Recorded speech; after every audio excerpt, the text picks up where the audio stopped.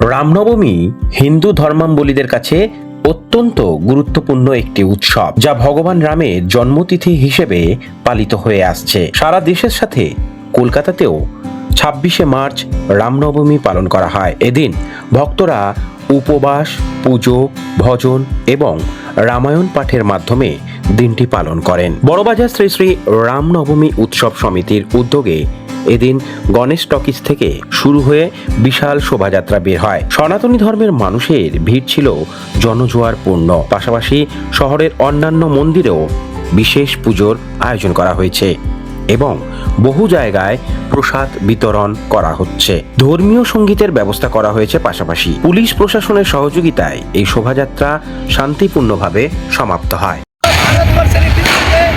सभी सनातनियों को आपके चैनल के माध्यम से हम प्रभु श्री राम की रामनवमी जन्मोत्सव की शुभकामनाएं देंगे। साथ ही मैं ये बता देना चाहता हूँ, जो लोग सनातन को कमजोर समझते हैं वो उनकी मूर्खता होगी।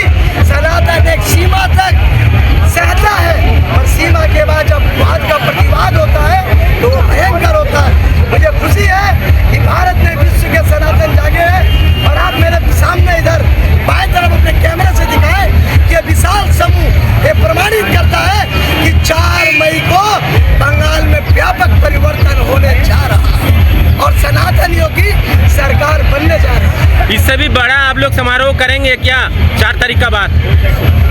एक होली 3 मार्च को गई है, एक होली 4 मई को होगी और बंगाल के 7 करोड़ नहीं 11 करोड़ बंगालियों का विजय का दिन होगा। सनातन का सरकार होगा, सनातनियों का सरकार होगा, जहाँ हर धर्म की जीत होगी, हर धर्म का सम्मान होगा, किसी धर्म के लोगों के संग कोई भेदभाव नहीं होगा। सबका साथ, सबका विकास और सबका प्रयास होगा। जय श्री राम। নবমী নিয়ে বার্তাই আছে। শ্রী রামচন্দ্র এই বার্তা দিয়েছিলেন আমাদেরকে কি আমাদেরকে এক থাকতে হবে, অন্যায় বিরুদ্ধে লড়তে হবে। যদি তোমার উপরে কেউ আঘাত নিয়ে আসে আগে ওকে বলো তুমি শুধরে যাও। যদি ও শুধরাতে না পারে তাহলে ওর উপরে আক্রমণ করতে হবে। যেরকম আমরা রামচন্দ্রজি যেরকম রাবণের বধ করেছিলেন সেরকমই এখান থেকে পাপকে সংঘাত করতে হবে, শেষ করতে হবে। আপনার নাম? বীরেন সিং। বের রিপোর্ট, প্রিয় চিত্র সাথী নিউজ, কলকাতা।